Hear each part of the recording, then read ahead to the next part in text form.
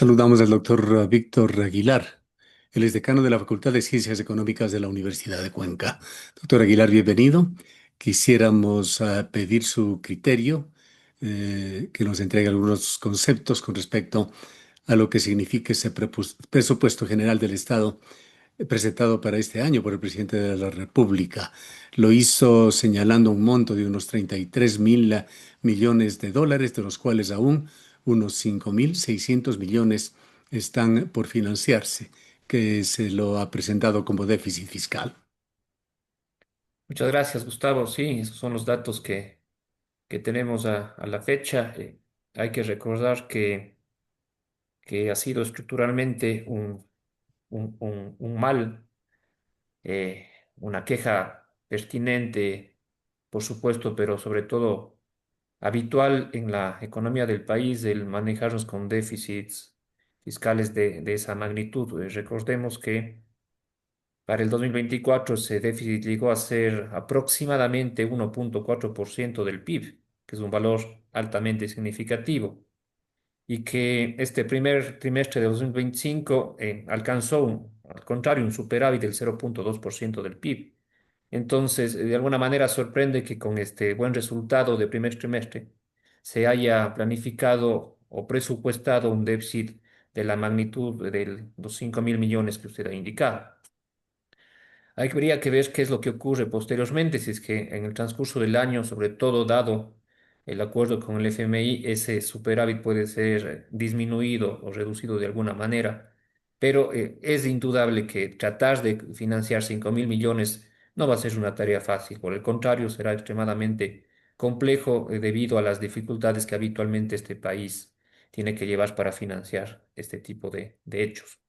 Es decir, la primera lectura es que se va a requerir financiamiento, pero lo segundo sería cuánto puede ser alcanzable para Ecuador y qué pasa si terminamos, como casi siempre, con un presupuesto desfinanciado.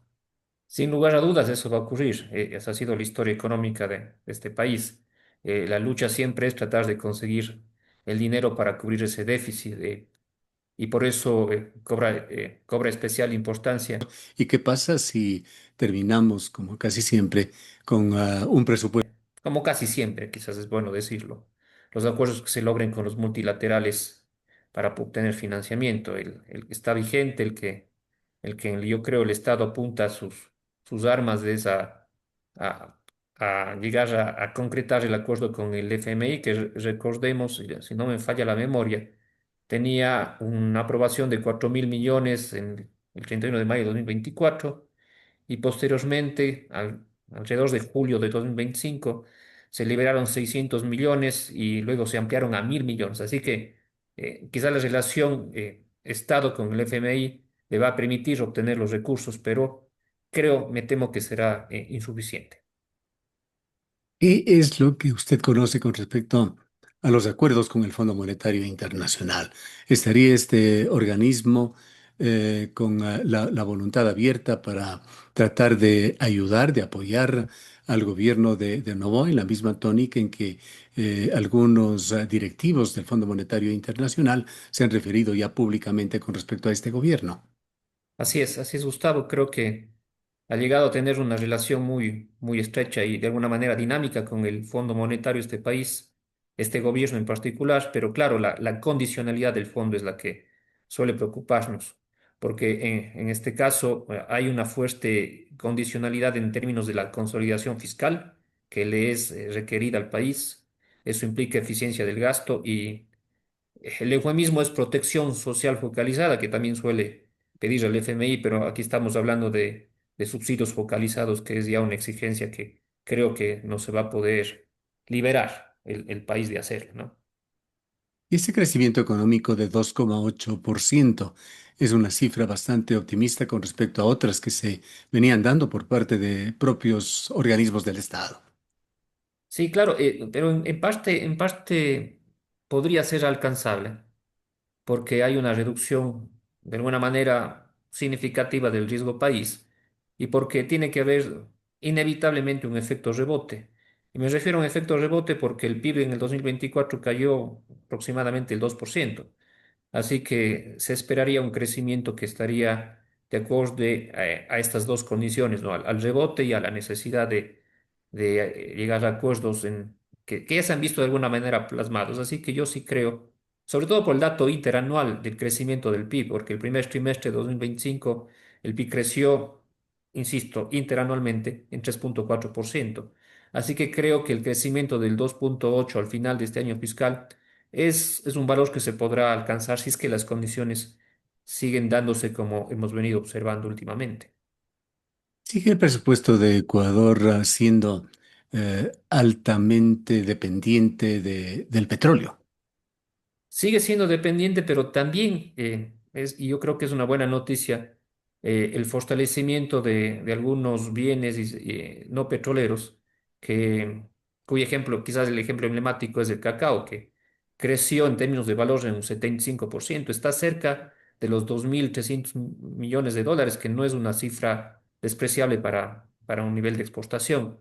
Así que yo creo que sí ha habido un buen desarrollo, un buen proceder de estos tipos de bienes y se ha reducido de alguna manera, no todavía lo necesario, eso es claro, la dependencia que este país tiene de los fondos petroleros. Entonces, creo que una política encaminada a que este tipo de productos no petroleros puedan tener mayor espacio en los mercados internacionales podría ser una muy buena noticia para los próximos meses y años en este país. Ahora, ¿qué dicen algunos de los indicadores del presupuesto que dan cuenta de deterioro, de estancamiento? Primero ese déficit fiscal al cual usted ya se ha referido, luego está esa deuda pública total de un 57% del PIB que engendra riesgos de sostenibilidad, una subejecución presupuestaria que es algo también endémico en Ecuador, un 40% al primer semestre de este año, desempleo urbano 4,2%, pobreza nacional que bordea el 30%. Claro, esos son los datos que nos hacen mucho daño, porque no hemos podido dar el salto, seguimos con estos números desde hace ya muchos años atrás. Eh, en algo alivió el IVA al 15%, que estuvo vigente o está vigente desde abril de 2024. Eso nos dio, por ejemplo, en los primeros meses de 2025, cerca de 1.300 millones de dólares adicionales, pero eso no es suficiente. Sigue siendo un valor escaso que no puede generar una mejora significativa en los indicadores que más daño nos están haciendo. Además, como bien lo indica usted, un déficit tan alto, una deuda tan elevada, cerca del 60% en un PIB de aproximadamente 130.000 millones de dólares, son valores con los cuales es difícil lidiar. Si a eso le suma una pésima distribución del ingreso y si a eso le adiciona que además tenemos una distribución de la riqueza que también es de las más altas en Latinoamérica, inclusive más altas que algunos países que son vecinos nuestros. Entonces, eso crea un caldo de cultivo, una suerte de elementos muy distorsionadores y difíciles de lidiar. Eso es lo que no le permite a este país resolver sus problemas estructurales más complicados y que nos tiene lamentablemente batiendo lodo en el mismo espacio. ¿Qué le parece a usted esas apuestas que hace el gobierno a las concesiones petroleras, también al incremento de la minería en el país? ¿Qué tan alcanzables pueden también ser esos objetivos, conociendo que Ecuador no es un país fácil, que hay una alta oposición a proyectos extractivistas? Creo que son intentos, no sé si el término correcto sean desesperados, pero sí urgentes por obtener mayores recursos. Cuando se tiene que manejar una caja fiscal con los números que usted apropiadamente nos ha descrito, el encontrar nuevos ingresos es una tarea ineludible y urgente. Y lo que quizás más a mano tiene es la extracción petrolera y la extracción minera. Pero claro, las consecuencias de eso, ni siquiera en el corto plazo, perdón, ni siquiera en el largo plazo, sino en el mediano y corto plazo, serán peores que el alivio que tendrá fiscalmente. Eso quizás es difícil de hacerle entender al gobierno.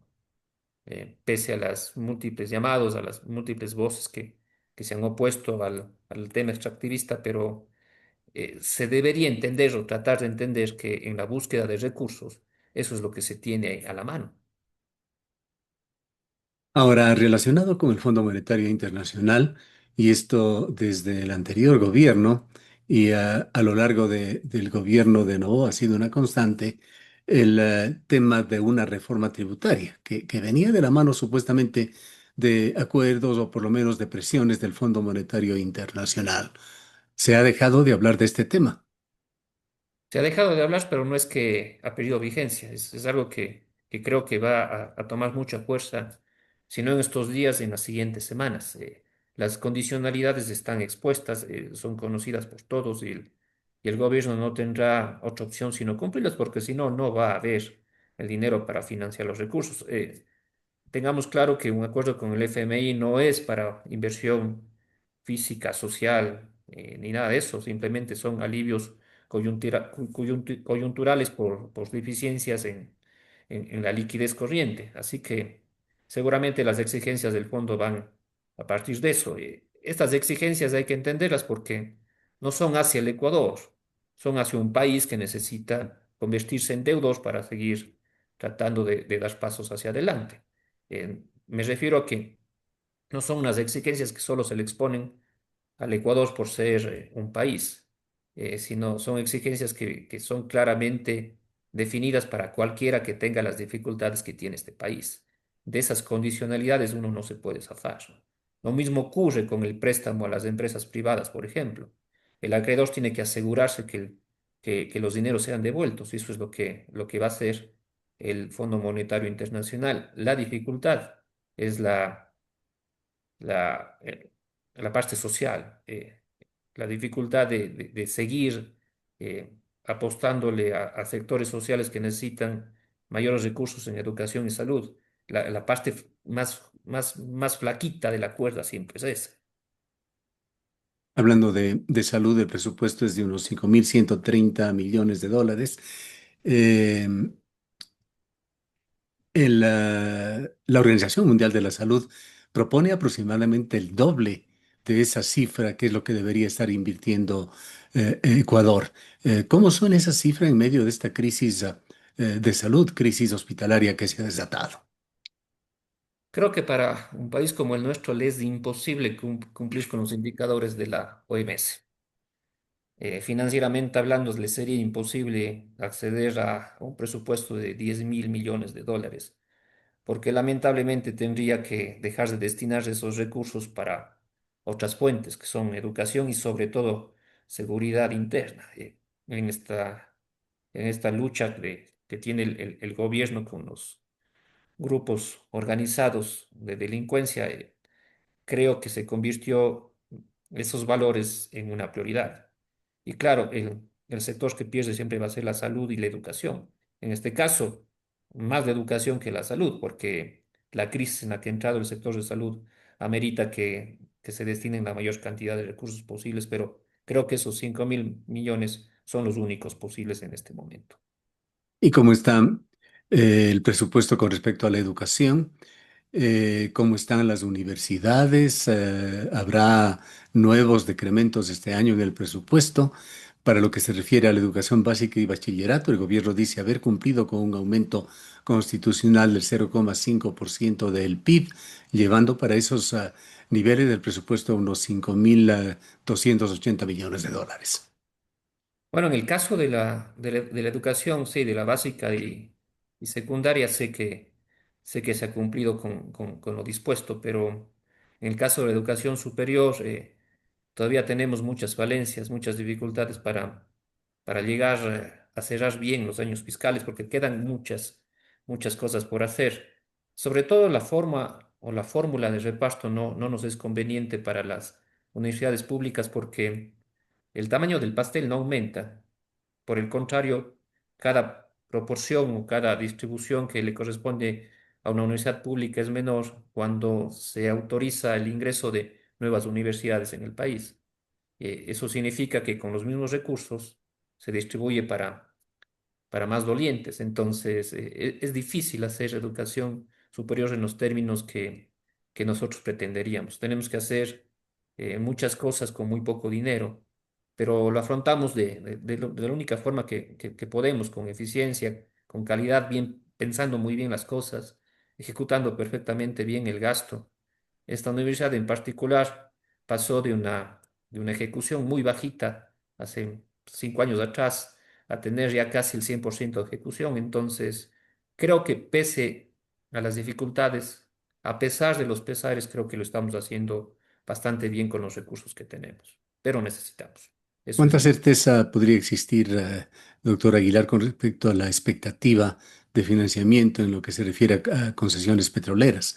El gobierno en su presupuesto está apostando a recibir unos casi 4.000 millones de dólares por licitaciones en el bloque sur-oriente, en el bloque subandino, incluyendo también al campo Sacha. Yo creo que eso va a ocurrir. Yo creo que el gobierno ha realizado un esfuerzo muy significativo en asegurar que esos recursos sean obtenidos. Por eso me atrevo a pensar, sin caer en el campo de la certeza absoluta, de que el Estado va a obtener esos recursos a través de las concesiones. Insisto, ha trabajado mucho en ello. Recuerde usted que hubo un intento mal hecho para el campo Sacha, que creo que ahora se habrá corregido y entonces se van a obtener estos recursos, sobre todo porque si no ocurriese así, el país entraría en dificultades fiscales extremadamente complejas. Ya el déficit es elevado. Imagínese si es que además de los 5.000 millones que hay que conseguir, se tienen que conseguir 4.000 o 5.000 más si es que no se llegan a concesionar esos campos. Cuéntenos también, doctor Aguilar, y con esa visión también desde la universidad pública, ¿qué pasa con esta subejecución de presupuestos del Estado? En el primer semestre de este año, la ejecución apenas llegaba a un 40% y en el año 2024 las cifras que se arrojaron fue una ejecución del 78% del presupuesto aprobado. Cifras, índices que son utilizados por el propio gobierno como referente para el año siguiente, lo que ha constituido una caída constante, permanente de presupuestos para diferentes áreas del quehacer estatal. Bueno, uno podría justificar ese hecho indicando que la contratación pública es extremadamente difícil.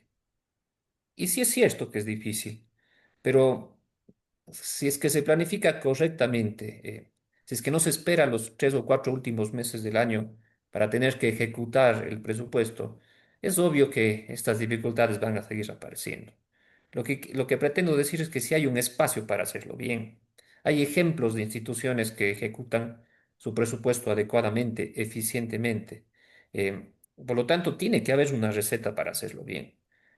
Creo que también, además del Estado, tiene mucha de culpa en esta subejecución, porque quizás no ha logrado que sus distintas unidades, sus ministerios, sus secretarías y todo el engranaje del Estado actúe adecuadamente frente al manejo presupuestario. Quizás puede ser algo tan sencillo como falta de iniciativa o falta de capacitación, que sí se puede hacer, sí se puede lograr. Entonces, el Estado también tendría que considerar la necesidad de educar, de capacitar a quienes tienen que ejecutar el presupuesto para que lo hagan correctamente. Otra cosa es la falta de proyectos, y eso es sumamente grave. Más grave que el no saber qué hacer con el dinero es no tener qué hacer con el dinero. Finalmente, doctor Aguilar, eh, el tema de los indicadores, crecimiento del PIB, ya nos habíamos referido con 2,8%, la estimación de un 2,6% de inflación anual. Y por otra parte, se ha dicho que este año está arrojando buenas cifras económicas para el gobierno, que ha implicado también apoyos internacionales, una elevación en las exportaciones totales a 34.000 millones, sectores no tradicionales de exportación que van rompiendo récords, una cuenta corriente con un superávit de unos 1.200 millones de dólares. Sí, son buenos números. Estoy de acuerdo. Las reservas internacionales de junio alcanzaron casi los 9.000 millones de dólares. Y hay un fuerte saldo no petrolero que, como conversamos anteriormente, es un indicador aceptable, es un buen número. Debe estar alrededor de los 3.000 millones. Solo el saldo no petrolero. Eso Ese dato fue de enero a abril de 2025, si la memoria no me falla. Entonces, esos números van a permitir cerrar bien el año, por eso yo me aventuraba a indicar que quizás la proyección que hace el Ministerio de Finanzas de terminar con un crecimiento del PIB cercano al 3% se va a cumplir. Sin embargo, todavía falta mucho por hacer en dinamizar la demanda. Si bien es cierto, nosotros tenemos la protección, el escudo de una moneda fuerte que nos limita a inflaciones bastante bajas, todavía falta trabajar mucho sobre dinamizar la demanda. Y quizás eso explique, si es que se logre, podríamos ver incrementos inflacionarios leves, marginales, pero eso es bueno siempre y cuando vienen explicados por mejora en la demanda. Así que esperemos que eso ocurre, que eso ocurra. Siguen siendo problemas complejos para el país, la seguridad, la conflictividad social, la ejecución de la inversión pública, como usted bien lo dice, y lamentablemente también estamos expuestos a choques externos y al problema de la sostenibilidad fiscal. Eso creo que son los grandes riesgos que nosotros tenemos que afrontar como país. Podríamos concluir, doctor Aguilar, señalando que efectivamente entonces hay signos de estabilización macroeconómica en este gobierno en este año, pero persisten riesgos estructurales persistentes, un alto déficit, una baja ejecución presupuestaria y, sobre todo, una escasa mejora en los indicadores sociales. Quizás lo más complicado es el indicador social. Ahí está la parte más dura, más compleja del desarrollo de este país. Hay buenos números en algunos elementos, como bien hemos conversado, pero eso no es suficiente. Sin embargo, creo que estamos de alguna manera en una mejor posición ahora que quizás hace un año o 2 años atrás. Algo de mejora ha habido, Gustavo, pero todavía este es notablemente insuficiente. Bien. Le agradecemos mucho por habernos acompañado. Con mucho gusto, como siempre. Declaraciones del economista Víctor Aguilar, PhD, decano de la Facultad de Ciencias Económicas de la Universidad de Cuenca.